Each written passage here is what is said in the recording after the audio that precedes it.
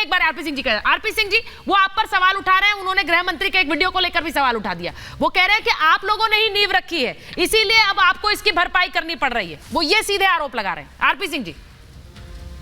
Sir मैं उल फजूल के बयानों पर कोई टिप्पणी नहीं करना चाहता, पर मैं जो लिखा हुआ है वो पढ़कर सुनाता हूँ और आपको समझ लगेगा इनकी मंशा क्या है। कांग्रेस का मैनिफेस्टो है, पेज नंबर 24 है, पैरा नंबर 5 है, उसमें more women person belonging to SC, ST, OBC, यहाँ तक ठीक है। आगे लिखते हैं minorities will be appointed as जजेस in the high court and supreme court. मतलब क्या, एससी, एसटी, ओबीसी का हक काटकर हम माइनॉरिटीज को भी हक उनका उसको से हिस्सा देंगे और उनके जजेस अपॉइंट करेंगे। समझ लगती है आपको कि क्या मंशा है इनकी?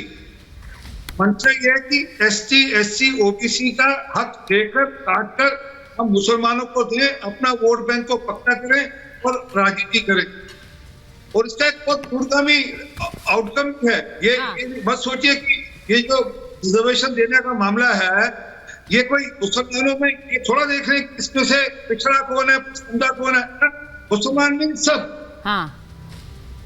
पर रिजर्वेशन देने की बात कर रहे हैं। तो मतलब क्या हुआ कि कल आप देश के अंदर एक जो हमारा सोशल फैब्रिक है उसको डिस्टर्ब करना चाहते हैं, मास कन्वर्जन की और देश को ले जाना चाहते हैं। और मेरा आरोप है कि ये सोची समझी चाल है, ये विदेशी ताकतों के तहत सोची हुई चाल के अंतर्गत ये सब काम हो रहा है, ताकि यहाँ पर हम यहाँ का जो सोशल फैब्रिक बनते हैं, सोशल फैब्रिक बदलकर हम देश में परमानेंटली राज कैसे करें, ये है सारी बात। वो जो कहते हैं कि अरे हम तो मुसलमानों की पार्टी है, ये मेरे शब्द नहीं है, ये कांग्रेस के नेताओं के शब्द हैं।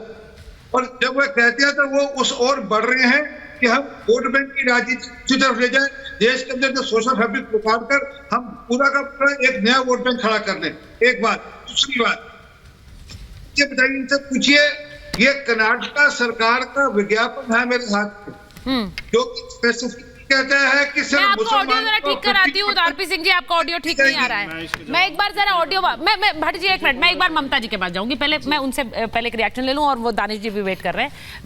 थोड़ा ऑडियो ठीक कराइए। ममता जी जरा एक बात बताइए, मेरा कंसर्न इस बात को है कि आप आम लोग इस बात को समझें कि अब जिस तरह के डीप फेक वीडियोस बन रहे हैं, किसी भी वीडियो को देखते ही तुरंत उस पर रिएक्शन देना सही नहीं है। हमें नहीं पता ये वीडियो सही है या गलत, आज का समय तो ऐसा हो गया है, हमें नहीं पता है कि कोई भी वीडियो जो सर्कुलेट किया जा रहा है वो सही है या गलत है, क्योंकि वीडियो अब एक हथियार बन गया है। और ये चुनाव प्रचार में इसका इस्तेमाल, जब गृह मंत्री का ऐसा वीडियो बनकर सर्कुलेट होगा तो आम आदमी के तो कहना ही क्या है भाई। ममता जी। जी धन्यवाद सुचरिता जी, बिल्कुल सही बात है। मैं सबसे पहले तो जनता से ये निवेदन करना चाहती हूं कि आपके व्हाट्सएप में या आपके किसी भी सोशल मीडिया प्लेटफॉर्म पर कोई भी ऐसा डॉक्टर डीप फेक वीडियो आता है, कृपया उस पर यकीन ना करें।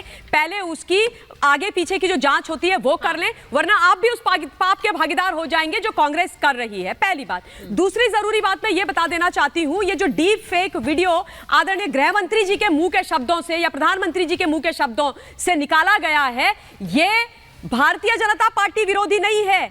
इससे गृह मंत्री जी या प्रधानमंत्री जी को नुकसान पहुंचाने की खाली मंशा नहीं है, ये देश विरोधी है, ये जनता विरोधी है। इस देश को ध्वस्त करने की ये प्लानिंग है। इस देश के अंदर चुनाव के समय, चुनाव से पहले, चुनाव के दौरान बहुत भयंकर दंगे कराने की ये प्लानिंग की गई है ताकि इससे जनता मरे।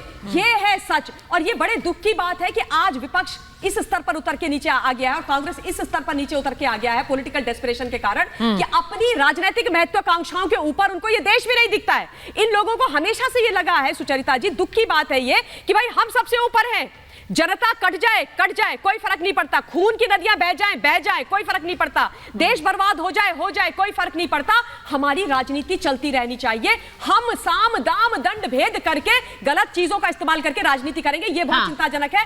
एक बार राजकुमार भाई ने ओबीसी की बात करी है, बस 10 सेकंड देना चाहती हूँ। राजकुमार भाई, आपका बड़ा सम्मान है, आप बहुत बढ़िया बोलते हैं, लेकिन आप मुझे ये बता दीजिए कि ओबीसी कमीशन को संवैधानिक स्टेटस किसने दिया था?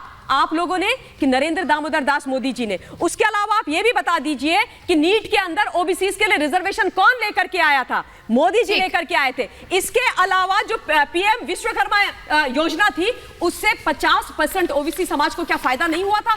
आप ऐसे ना दिग्भ्रमित करने वाला झूठ मत बोलिए। अगर आपको बोलना है तो तथ्यों पर सच बोलिए। ये गलत है। देखिए, मुझे ये भाटी जी कहना नहीं चाहिए, लेकिन आप ही की पार्टी के एक प्रवक्ता ने भी इस वीडियो को आगे किया था और उसके बाद काफी हल्ला भी मच रहा है। बहुत सारे लोगों ने, जो उनके सोशल मीडिया पे फॉलोअर्स हैं, वो कर रहे हैं इसको आगे।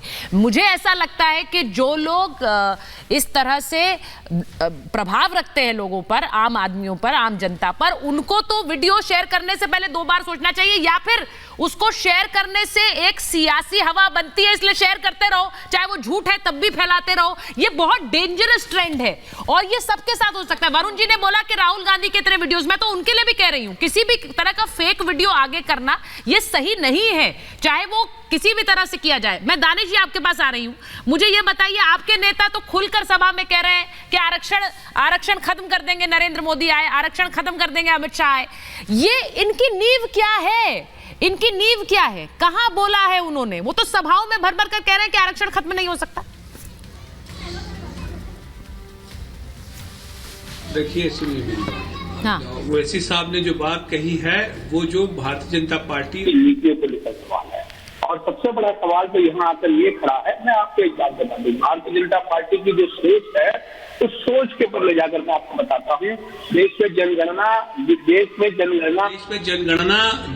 में जनगणना में बाधा डालने का काम किसने किया? चलिए बताइए, मुझे ये बताइए किसने किया? भारतीय जनता पार्टी तो कहीं से कहीं तक तैयार नहीं थी। बिहार में जब तक थी सरकार तब तक तो काम चल रहा था, लेकिन जैसे ही अल्टू पल्टू मामला बना तो सिचुएशन खराब हो गई। दूसरे नंबर की बात, अभी आपने एक बहुत बड़ी बात कही और बाकी के को पैनलिस्टों ने भी कही कि देश में दंगा भड़क सकता है। सुचारिता जी, देश में दंगा नहीं भड़कना चाहिए, जिसने भी ये कुछ किया है उसके खिलाफ नहीं होना चाहिए, लेकिन मणिपुर में तो दंगा भड़कता रहा और फेक नहीं लेकिन जेन्युइन वीडियो महिलाओं की बाहर आई और पूरा सत्ता पक्ष बिल्कुल खामोश था।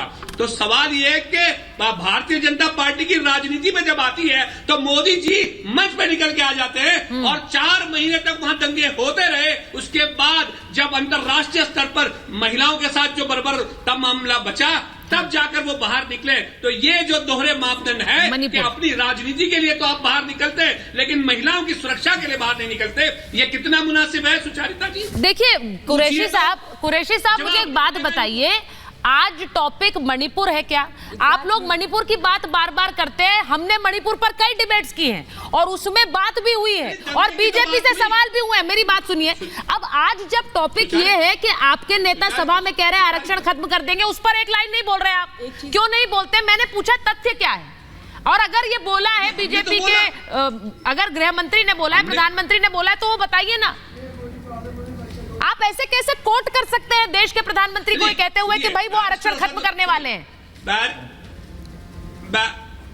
अरे बैरिस्टर असदुद्दीन ओवैसी ने ये कहा कि जो मुसलमानों को आरक्षण देने की बात है, जो अलग अलग कमीशंस ने अपने रिपोर्ट दिए हैं, उनके जो हालात हैं, उनकी जो परिस्थिति है, आधार उस पर है, उनके मजहब के आधार पर नहीं है, उनकी फाइनेंशियल जो सिचुएशन है, उनकी जो बाकी की जो एजुकेशनल जो सिचुएशन है, उसके मुताबिक की बात है। अरे मैं देखिए सुचारिता ऐसे नहीं हो, देखिए मैं किसी के बीच में इंटरप्ट नहीं किया है। तो मिस्टर ओवैसी पर एफआईआर क्यों नहीं होनी चाहिए झूठ फैलाने के लिए, डीप फेक वीडियो को अपना आधार बना करके झूठ बोलने के लिए? बताइए, आप उस विषय पर बात कीजिए ना। क्या इससे क्या देश के अंदर दंगा नहीं होगा? क्या मिस्टर ओवैसी रिस्पॉन्सिबल पार्लियामेंटेरियन या नेता की तरह बिहेव कर रहे हैं क्या?